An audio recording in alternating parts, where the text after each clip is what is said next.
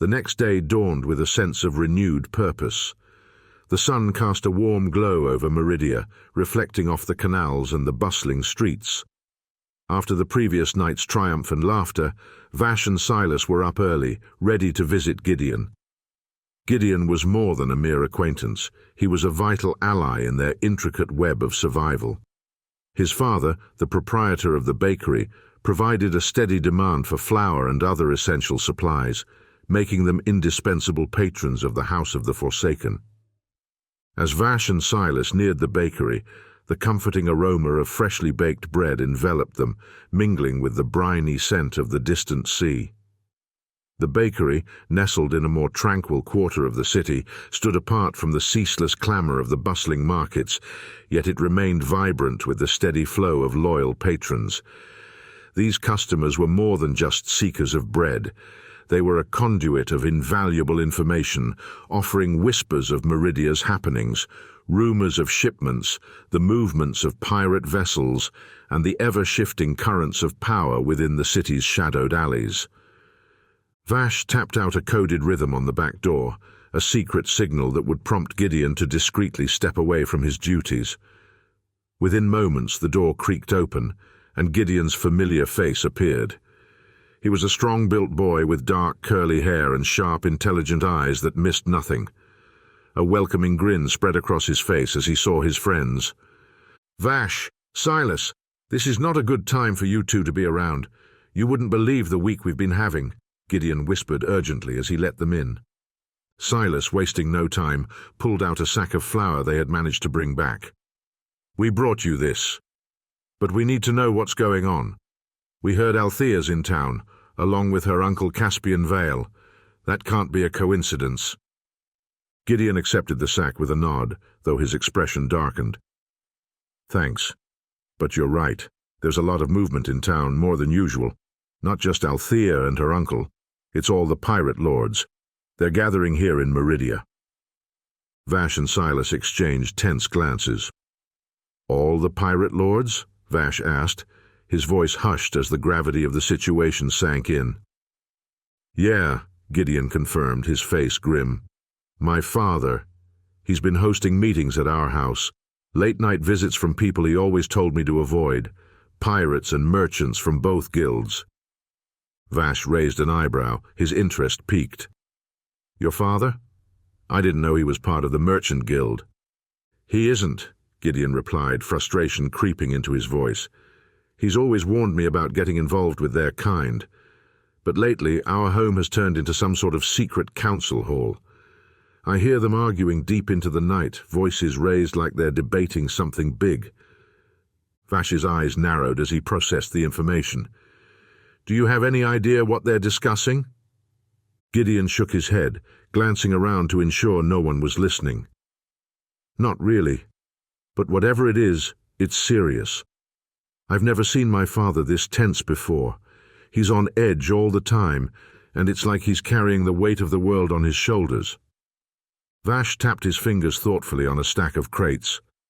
"This doesn't make sense. Why would pirates be meeting with merchants under your father's roof? And why involve him at all?" "That's the thing," Gideon continued, lowering his voice. "In Meridia, the council likes to keep their dealings with the pirate lords under wraps. Officially, they don't associate with them at all. But behind the scenes, they use intermediaries to get things done." Vash nodded slowly. "So they use the merchant guild as a go-between?" "Exactly," Gideon affirmed. "The merchants act as proxies, handling negotiations and dirty work so the council's hands stay clean. But when things need to be discussed more discreetly, they meet at places like the Whispering Kraken." Vash's eyes widened in recognition. "The Whispering Kraken? That dive by the docks? I thought only lowlifes and smugglers went there." "That's what makes it perfect," Gideon explained. "No one would suspect high-ranking officials meeting there. It's noisy, chaotic, and easy to blend in. I've seen council members slipping in and out trying to keep a low profile." Vash exchanged a concerned glance with Silas. "If your father is hosting these meetings and they're still gathering at the Kraken, something big must be brewing." Silas, who had been listening intently, spoke up, his tone serious. Your dad might not have a choice, Gideon. If the pirate lords are in town and he's been ordered to host them, refusing might bring more trouble than he can handle. They're powerful enough to make demands, even of men who've sworn loyalty to the council. Sometimes doing their bidding is the only way to keep the peace, or to keep your family safe. As the weight of their conversation settled, a sudden noise from the front of the bakery made them all jump. Gideon's eyes widened, his face paling. "That's them," he whispered, panic creeping into his voice. "They're meeting with my dad again, right now. I've got to see what's going on." Without waiting for a response, Gideon bolted toward the front, leaving Vash and Silas in tense silence. The muffled sounds of conversation reached their ears, growing louder and more heated. Vash's heart pounded as he strained to catch any words that might give them a clue about the dangerous game that was unfolding around them. Vash glanced around and spotted a stack of crates near the wall. Without hesitation, he began to climb, hoping to catch a better glimpse, or at least hear more clearly. "Vash, what are you doing?" Silas hissed, his voice low but urgent. "We need to get out of here now." But Vash was already halfway up, his heart pounding in his chest. The voices from the front grew sharper, the tension in the air thickening with every passing second. He strained to hear, desperate for any clue that might explain the pirate lord's presence and their connection to Gideon's father. "Vash, come on," Silas insisted. "This isn't safe. We need to go before they find us." Vash hesitated, torn between the need to know and the danger that was closing in around them. Then a shout, followed by the unmistakable sound of a struggle. Vash and Silas exchanged panicked glances. "We have to help him," Vash said, his voice tight with urgency. Before Silas could respond, Gideon's terrified scream pierced the air. The boys rushed towards the sound, their hearts racing. As they were about to enter the bakery, they saw Gideon stumbling through the back door, his shirt stained with blood, knocking some boxes in the alleyway. Behind him, a dark figure loomed, a glint of steel in his hand. As Vash perched atop the crates, he could just make out the scene unfolding through a small, grimy window. Inside the bakery's back room, Vash's heart seized in his chest as he watched a shadowy figure loomed, moving with a cold, calculated purpose. The glint of a steel blade in the figure's hand caught the dim light, sending a chill down Vash's spine. Vash shot a frantic glance down at Silas, who was still not in past the back door viewport. He silently signaled for Silas to press against the wall, motioning for him to stay out of sight and not reach for Gideon. Silas caught the signal and flattened himself against the rough stone, his eyes going back and forth between Gideon and Vash, trying to anticipate the next move. Through the window, Vash saw the dark figure slowly advance on Gideon, each step measured and deliberate, as if savoring the moment before delivering the fatal blow. The assassin's face was obscured by the shadows, but the menace in his stance was unmistakable. Gideon, weakened and in pain, collapsed to the ground, his voice breaking as he cried out, "Dad!" As the assailant crossed the threshold of the door, ready to finish Gideon, Vash and Silas looked at each other and nodded. Silas launched himself from the wall, tackling the man from behind with all his might. The force of Silas's attack knocked the assassin off balance, sending him stumbling forward. The blade slipped from the assassin's grip, clattering to the ground as he struggled to regain his footing. Vash didn't hesitate. With a fierce cry, he hurled himself from the crates, colliding with the assassin and driving him to the ground. The two boys and the dark figure tumbled together in a chaotic struggle, their breaths coming in ragged gasps. The assassin, though powerful, was caught off guard by the combined fury of their assault. The boys fought with a desperate ferocity. Silas dodged a heavy punch, then countered with a swift kick to the man's knee. Vash swung the rolling pin again, aiming for the man's head. The assassin staggered, blood trickling from his temple, but he wasn't down yet. With a final coordinated effort, Silas and Vash managed to overpower the assassin, knocking him to the ground. Silas grabbed the knife and, with a quick, decisive movement, ended the threat. The assassin lay still, the life draining from his eyes. Breathing heavily, Vash and Silas turned their attention to Gideon, who was barely conscious. Vash knelt beside him, pressing his hands against the wound to staunch the bleeding. "You're going to be okay," he said, his voice trembling. "We've got you." But their relief was short-lived. More footsteps echoed from the front of the bakery, the sounds of more men approaching. Silas looked up, his eyes filled with urgency. "We have to go. Now." Vash nodded, lifting Gideon as gently as he could. Together they fled through the back of the bakery, their hearts pounding with fear and adrenaline. The streets of Meridia stretched out before them, a maze of shadows and danger. But they had no choice. They had to keep running, keep fighting, and somehow find a way to survive. The narrow alleys of Meridia provided little comfort as Vash, Silas, and the injured Gideon fled from the bakery. Every shadow seemed to hide a threat, every echo a potential pursuer. "We need to find somewhere safe," Vash panted, his eyes darting around for any sign of danger. "He needs help." Silas nodded, his face set in grim determination. "This way," he said, leading them through a series of twists and turns that eventually brought them to a quieter part of the city. The sounds of pursuit had faded, but they knew they couldn't afford to let their guard down. They found refuge in an abandoned building, its crumbling walls and broken windows providing just enough cover to hide them from prying eyes.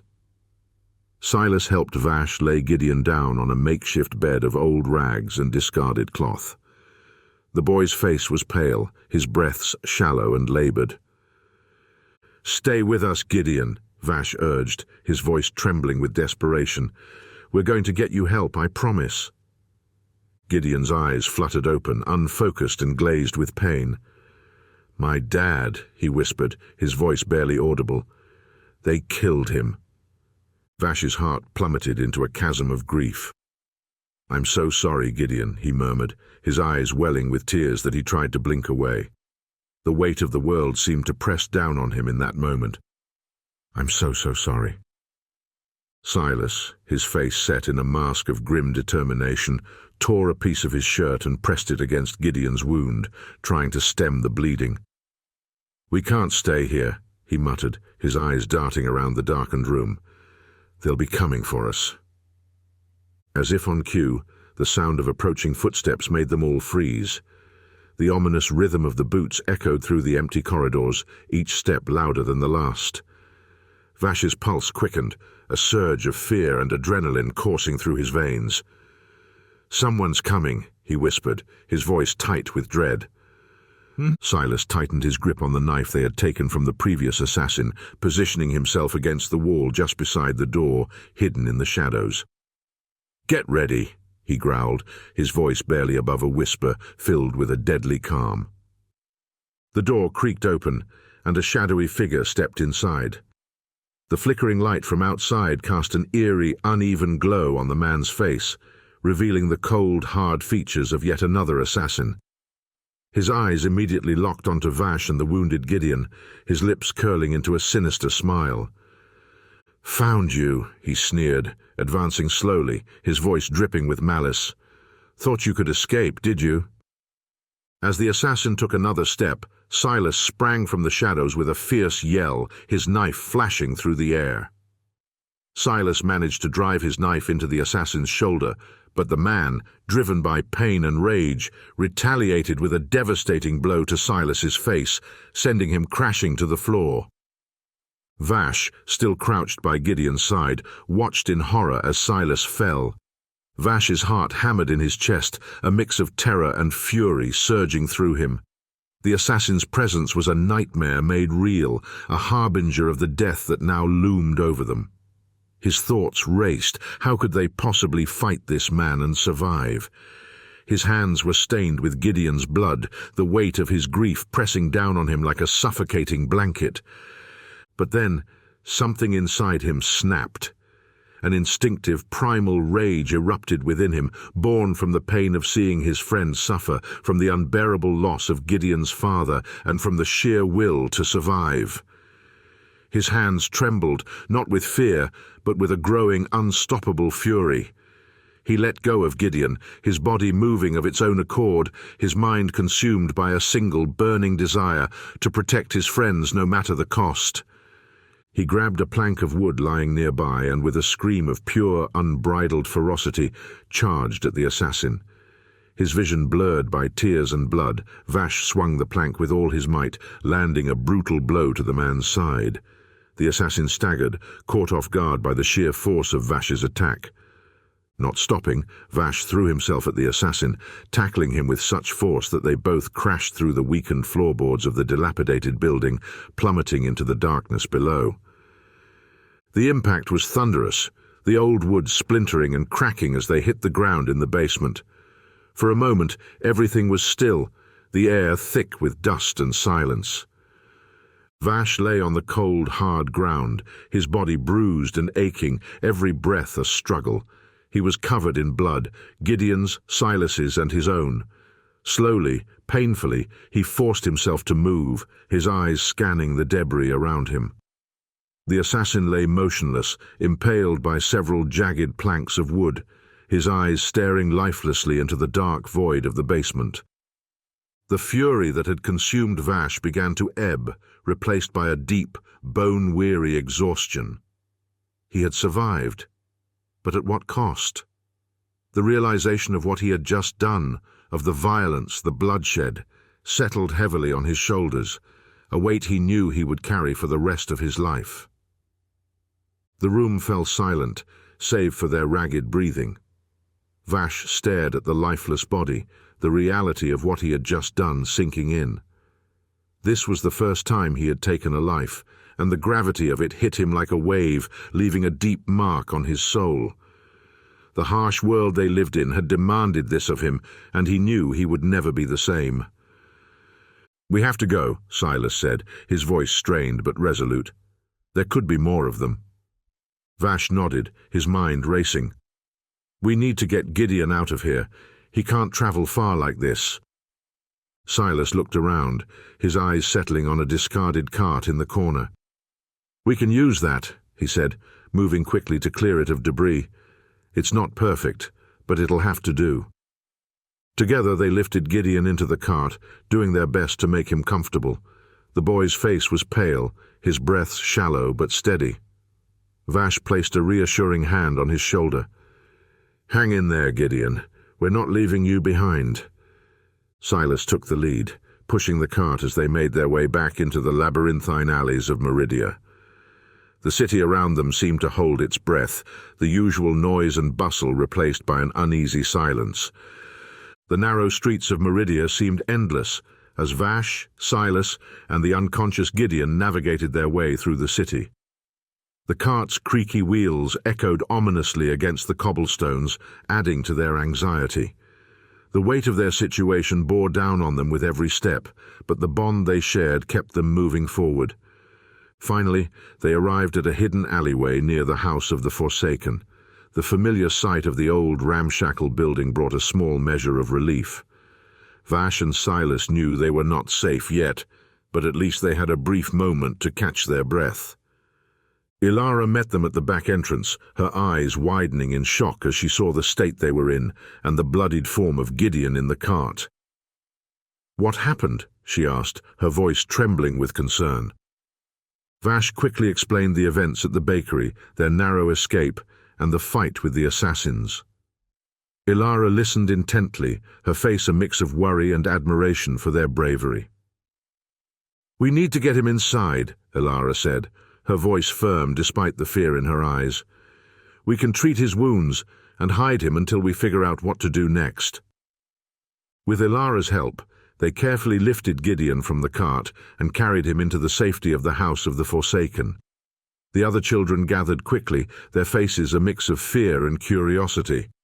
Whispers spread like wildfire, and soon everyone was pitching in, assisting however they could. Ilara directed them to a small makeshift infirmary. Her movements were swift and efficient, gathering supplies and tending to Gideon's wounds with practiced hands. Vash and Silas watched anxiously, their minds still reeling from the night's events. "He's stable for now," Ilara finally said, her voice weary but relieved. "But he'll need time to recover. We all will." Just as the tension seemed to ease, Jerick stormed into the room, his expression dark with anger. "Set up a perimeter," he barked to the older scavengers, his voice sharp and commanding. "I want eyes on every corner of this place. Now!" The older children scrambled to obey, their faces tight with worry. The younger ones gathered closer, sensing the brewing conflict and watching with wide, fearful eyes. Jarek turned his furious gaze to Silas and Vash.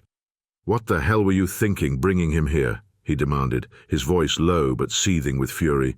"You've put us all in danger." Vash looked up, startled by Jarek's tone. "We couldn't just leave him. He's our friend," he replied, his voice trembling. Jarek's eyes blazed. "You think I don't know that? But what about the rest of us? Do you realize the risk you've put everyone in by bringing him here? This isn't just about you and your friends, Vash. We're all in danger now." Vash felt a surge of emotion rise within him, tears welling in his eyes. "You can't mean that, Jarek. We couldn't let him die out there." Jarek, his frustration boiling over, grabbed Vash by the collar and shoved him against the wall. "You think this is some game? One wrong move and we're all dead. You've just painted a target on all of us." The room fell into a tense silence, the other children frozen in fear. Silas, his face a mask of controlled rage, stepped forward and pushed Jarek away from Vash. "Back off, Jarek. The Forsaken look after each other. We had taken out one of their men. I don't know it would have made much of a difference if we left Gideon to bleed out." Jarek's eyes narrowed as he squared off against Silas, the tension crackling between them like a storm about to break. "He is not one of us, Silas. Whatever he was involved in, we are now caught in it too, and we're sitting ducks." Before the situation could escalate further, Ilara stepped between them, her voice commanding but calm.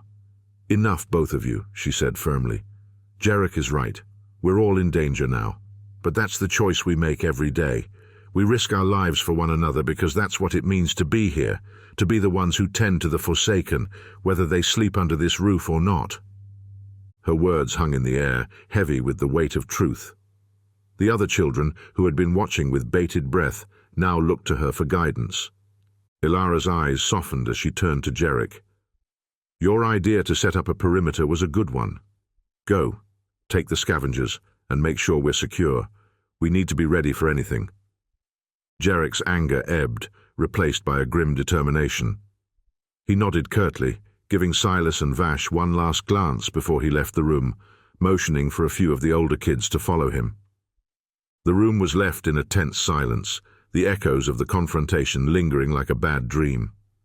Vash, still shaken, wiped his tears away, his chest heaving with emotion. Ilara placed a gentle hand on his shoulder. "You did the right thing, Vash.